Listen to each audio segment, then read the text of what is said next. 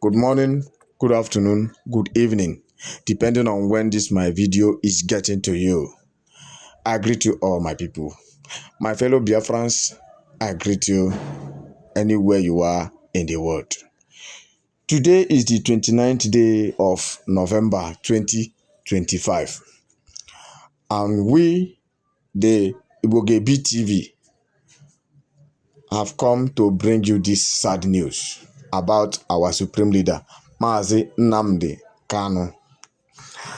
As you can see now, without wasting much of your time, we will be reading from the Sun newspaper about his current situation there in Sokoto prison. Okay, let's read the headline. Breaking. Inmates declare Nnamdi Kanu president inside Sokoto prisons. Reports have revealed that inmates of the Nigerian Correctional Service, Sokoto, have announced leader of the indigenous people of Biafra, IPOB, Mazi Nnamdi Kanu, as their president, according to the Sun. Kanu was recently sentenced to life imprisonment by Justice James Omotosho after he was found guilty on all 7 counts of terrorism offenses. The charges related to his secessionist agitations, act of terrorism, membership of a proscribed group, spying of security operatives, destruction of public property, consignment, and the importation of an unregistered radio transmitter. These are the things that somebody committed that put him behind the bars, that behind the bars for life. Why the main people are outside. Let's read further before we talk.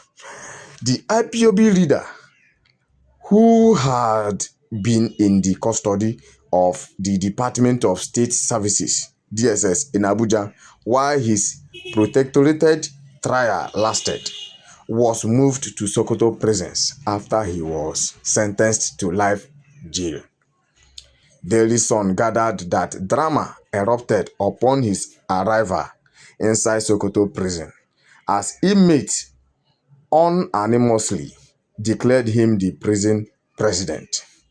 Witnesses said the inmates scrambled to get close enough to shake his hand, calling him a man who speaks the truth without fear. So, my people, you have heard what transpired there in the prison yesterday, being the 28th day of November 2025. So now, let's talk a little because Nigerian problem. Anyways, so now, if you look on your screen now, look at your screen, you will see 2 different people. One is holding shovel, broom, and everything, working like he's serving. He's being condemned for life. And where is he from? He's an Igbo man. He's representing Igbo people. Look at where he is.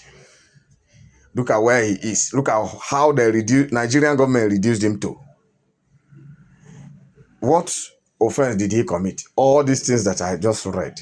That he brought in transmitter. He brought in this. He scattered the public property, this and that. Allegedly, they are not even like they just put it on him just to to tag him what they have tagged him, a terrorist.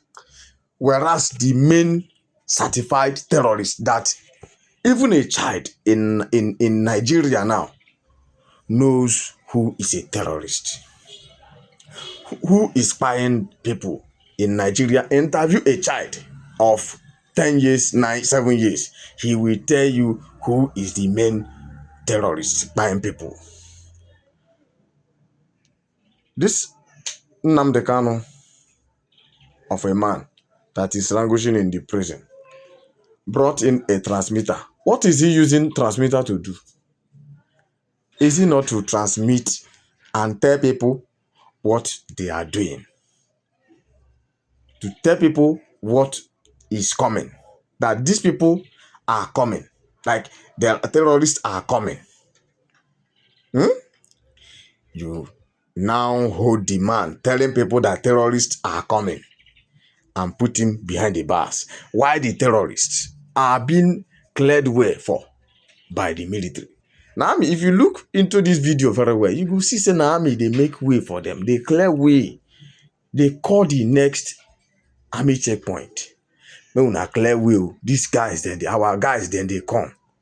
They go clear way. They go pass. Go their own. Go do their normal business as they call them. Why our people, our person being an Igbo man is being languishing in the prison. So, my people, you have seen it. But then, what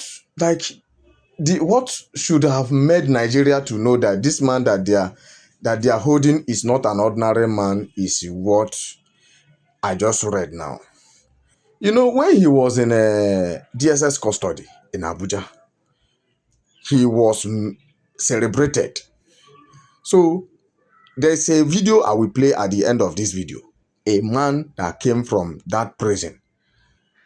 He is the one after meeting with that Mazi Nnamdi Kanu. He is the one going around telling people to love this man and telling federal government to release him. So now he is being transferred from Abuja, he's now being convicted, thrown inside the prison there in Sokoto, very far from where he was supposed to be known.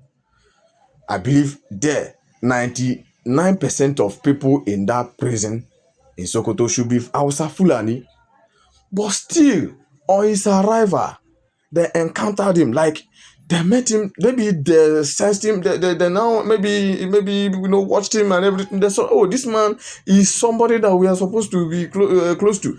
They now started shaking hands with him and now declared him president. That is to tell you that this man was supposed to be a president. If Nigeria was to be good, they're supposed to make him a very great man. Instead, they throw him inside prison. While the people who are supposed to be languishing in the prison are going about their daily business. What is that their daily business, my people? Buying of people. Seizing ancestral land. Destroying government property. Destroying private property. Destroying everything. Even to the extent of buying army, police, air force, navy, and the rest of them. And even generals are not being spared. So, my people, you have seen everything. Like, we have seen everything now. If you look at the two videos, if you look at your screen now, you will see exactly what is happening in Nigeria. This is where they kept us. So it is high time Biafrans woke up and think where they will put themselves, how to set up themselves in a good way. Subscribe, please. I now went close to him. I said, I am Comrade Atiku Isa. I wanted to introduce myself. I said, no, I know you. So he started telling me about what happened. So I became shocked. Then he told me that be strong. That was how I continued discussion with him for about 2 months. So Mazi Nnamdi Kanu is somebody I know very well, because if you stay with somebody on a daily basis and you are discussing with the person on a daily basis for about 2 months, because in detention you don't have anything to do, you only sit down at a particular spot, and you are with this person on a daily basis and you are always discussing. So you should know the kind of person that he is. And let me tell you that people don't know that it was prior to my meeting with Mazi Nnamdi Kanu, I had thought that he was a wicked man who want to divide the country, because I am a patriotic Nigerian and I don't want anything that will bring confusion in this country. So that was the mindset I had. But after meeting him, in the detention, I realized that the Fulanis, the Hausas, the Kanuris there are all loyal to him. You'll be shocked that he has more supporters in the DSS facility than he has outside, because if anywhere you live and you have more than 95% of the people who are supporting you. Before I met him, a Fulani guy told me, because he said, oh, if you see Mazi Nnamdi Kanu, he will like you because you can speak English. The guy does not understand English. We're always communicating in Hausa language, and in Arabic language. So he said, he will like you because you can speak English, and he's a good man. If you have any problem, tell him, he will help you. So that is how they see Mazi Nnamdi Kanu. Everybody in that detention facility, they see him as their leader. So it's not about a leader agitating for the Igbo cause. He's a leader agitating for Nigerians, for the betterment of Nigerians. So that is the person Mazi Nnamdi Kanu is.